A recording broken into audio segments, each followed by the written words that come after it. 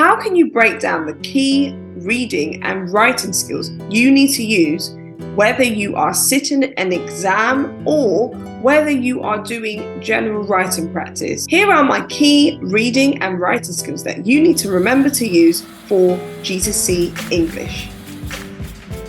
Hi guys and welcome. This is Natalie Charmer from Charmer Tuition. I hope you guys are all well. As you can see, I have my Christmas tree behind me, so it's all running up to the Christmas season, which is really exciting. And don't forget to like, comment and subscribe to my channel and click on the notification bell so you will be the first ones to know when I have my next video.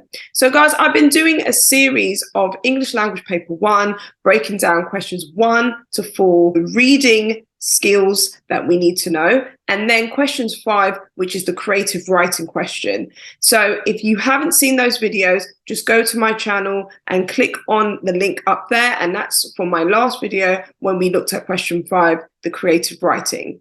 So we're moving on now, where I thought, let me just round up everything that we have looked at over the last few weeks, and I just really want to hone in on the reading and writing skills you need to use for your exams for English, specifically for GCSE English.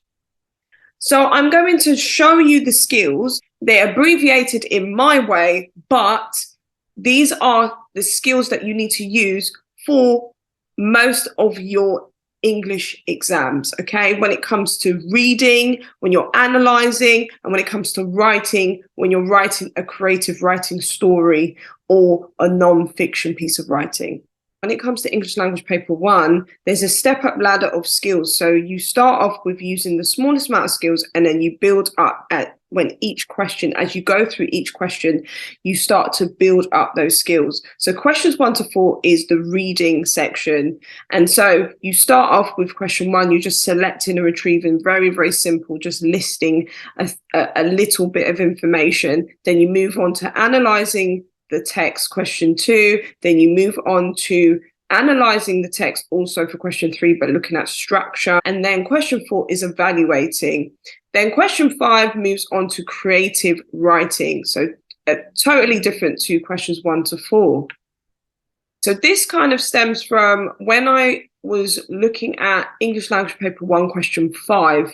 This is for creative writing. So whether you're doing, stories, writing a story, a narrative story, or writing a description, these are the skills that the examiners are expecting you to include, and especially for GCSE English.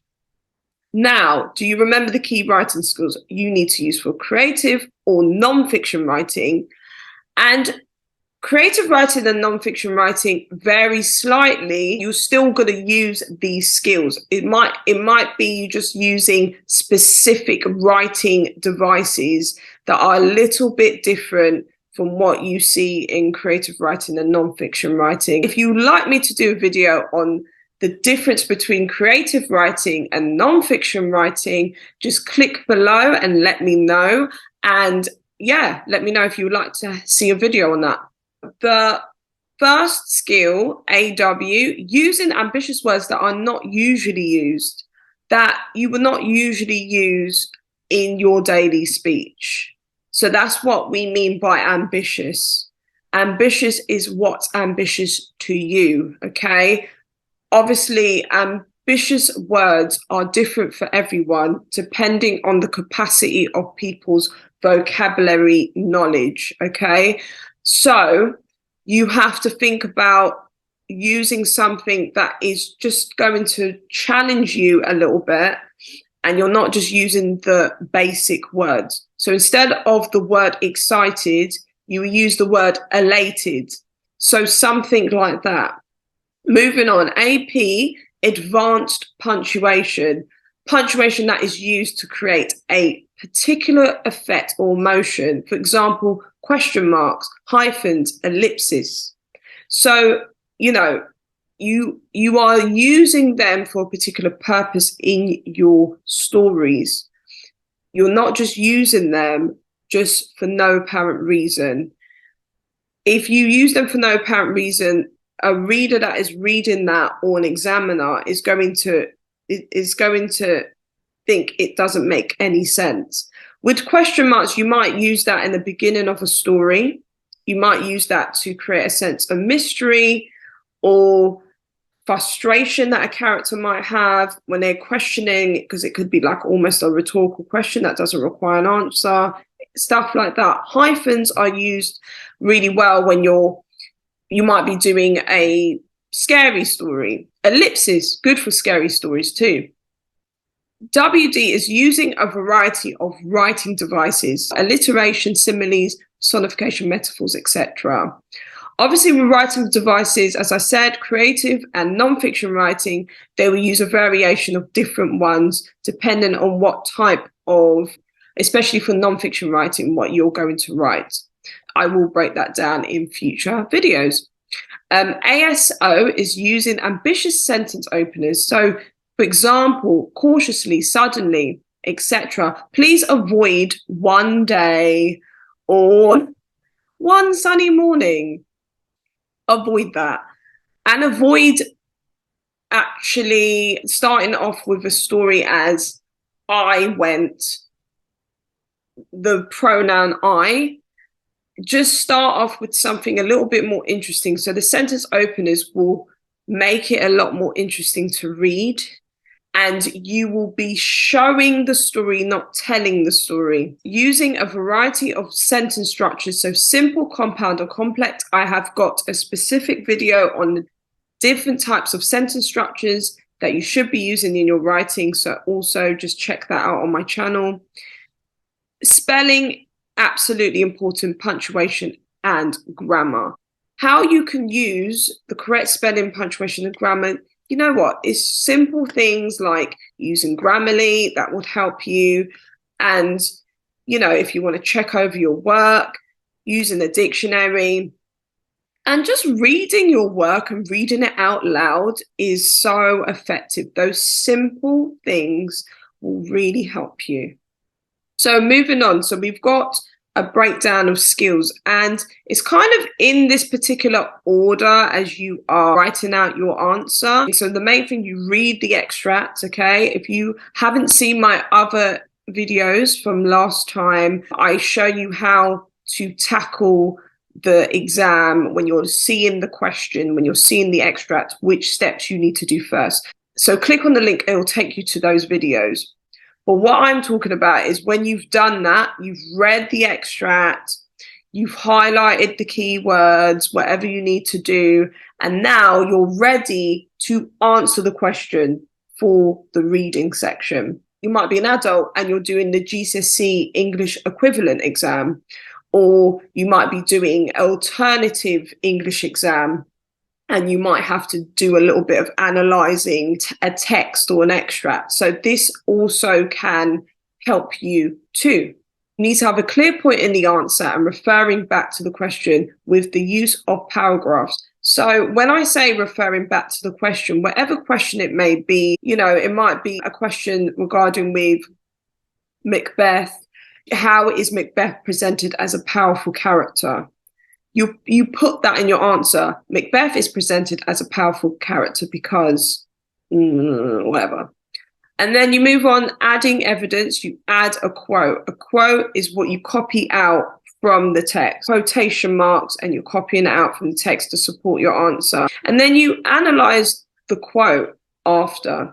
And you have to also mention the writing devices that are used. If there's any examples of, you know, in the quote of similes, metaphors, you know, really like find those examples, really show off what you know.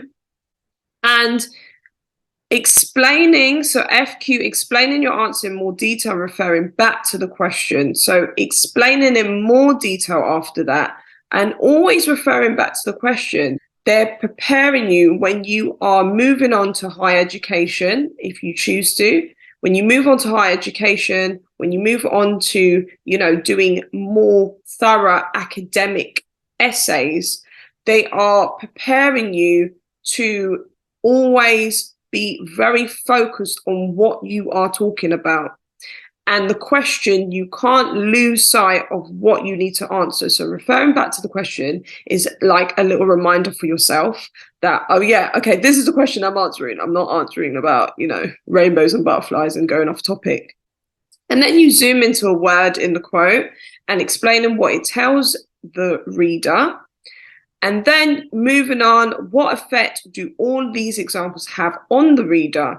On you as the reader? I know it sounds a little bit weird, like, oh, how can I think about a person that I don't know? No, we're talking about how does it have what effect does it have on you? Okay.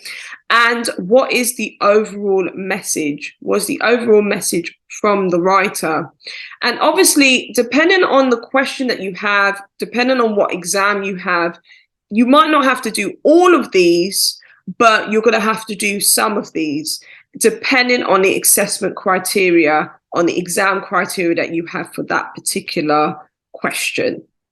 Okay, guys, and this is the end of my English Language Paper 1 series.